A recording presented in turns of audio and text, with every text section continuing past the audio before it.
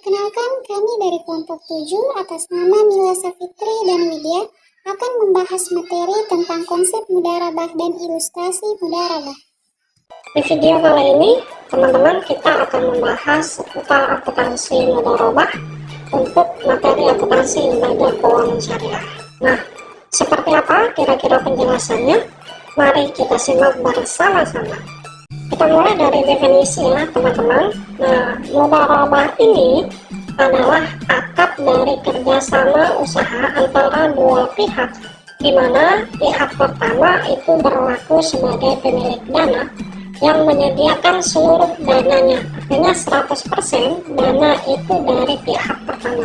Sedangkan pihak kedua itu berperan sebagai pengelola dana, bertindak selaku pengelola, dan keuntungan usaha dibagi antara kedua belah pihak yang bersepakat sesuai dengan nisbah atau bagi hasil yang telah disepakati. Begitu juga dengan tingkat kerugian. Nah, itu biasanya akan ditanggung oleh kedua belah pihak. Sehingga konsep mudharabah ini konsep yang berprinsip pada profit dan loss sharing. Nah, ini adalah skema dari mudharabah atau transaksi mudharabah antara bank sebagai pemilik dana dan juga mudharib atau debitur. Nah, kalau kita lihat di sini modal itu 100% dari pihak bank. Kemudian antara debitur melakukan kesepakatan. Mudharib atau debitur ini biasanya punya keahlian tetapi tidak didukung oleh modal. Nah, antara nasabah atau mudharib dan bank ini bersepakatlah yang menjadi transaksi mudharabah dengan modal 100% dari pihak bank. Nah, nanti bank akan mendapatkan keuntungan yaitu dari nisbah atau kesepakatan bagi hasil antara bank dan mudharib atau debitur. Oke, nah kemudian selanjutnya adalah mudharabah. Ini ternyata ada dua jenis ya. Ada namanya mudharabah mutlaqah ya. Ada namanya mudharabah muqayyadah dan ada lagi namanya mudharabah mustarakah ya.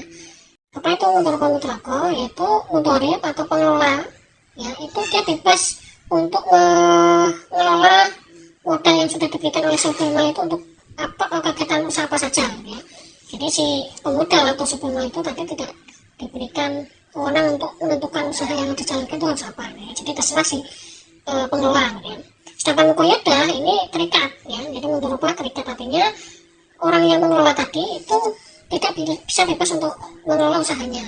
Artinya usaha yang harus dikelola itu ya terikat dengan aturan-aturan ataupun batasan-batasan yang sudah ditentukan oleh si pemilik modal ya. Ini adalah dua jenis mudharabah. Nah, kalau yang ini mudharabah musyarakah ini adalah sebenarnya adalah gabungan antara mudharabah dan musyarakah. Cuma karena musyarakah itu belum kita bahas sehingga mungkin ini kita tinggalkan terlebih dahulu. Ini contohnya, teman-teman, ketika pembiayaan mudharabah dalam bentuk non-kas, artinya berupa aktiva. Di sini contohnya, bank syariah ideal memberikan modal dalam bentuk akad mudharabah berupa mesin. Nilai buku 400 juta, nilai wajar ternyata 380 juta. Nilai buku ini yang tercatat ya, teman-teman, artinya berapa sih belinya waktu itu, 400 juta. Diukur dengan nilai wajar karena dia berupa aktiva non-kas, maka kita harus ukur nilai wajarnya berapa. Ternyata nilai wajarnya itu 380 juta. Ada selisih nih, ada selisih sebanyak 20 juta. Artinya di sini bank mengalami kerugian penurunan nilai sebesar 20 juta. Maka dicatat nih, pembiayaan mudharabah sebesar 380 juta, kerugian terhadap penurunan nilai sebesar 20 juta, dan pada kredit yaitu mesin mudharabah sebesar 400 juta. Nah, dia berapa sih sebenarnya pembiayaan mudharabahnya? Pembiayaan mudharabahnya hanya sebesar 380 juta. Nah, tadi ada biaya ya, teman-teman, sebesar 2 juta. Nah, ada dua kondisi terhadap pencatatan biaya ini. Pertama, jika beban itu ditanggung oleh sahibul mal, berarti ditanggung oleh bank ya, maka ada akadnya di jurnal biaya akad sebesar 2 juta dan kas di kredit sebesar 2 juta. Biaya bertambah di debit dan kas berkurang di kredit sebesar 2 juta. Biaya yang kedua, kondisinya biaya ditanggung oleh mudarib atau si nasabah. Berarti dalam hal ini bank memperoleh pendapatan biaya. Nah, makanya kasnya bertambah sebesar 2 juta di posisi debit, dan terhadap pendapatan akad mudharabah juga bertambah di sisi kredit sebesar 2 juta rupiah. Nah, bagaimana teman-teman jika dalam kondisi ada pembayaran kembali dari nasabah? Ketika ada pembayaran kembali ini, maka posisi kas bertambah di debit, dan PBA mudharabah bertambah juga di sisi kredit sebesar yang dibayarkan.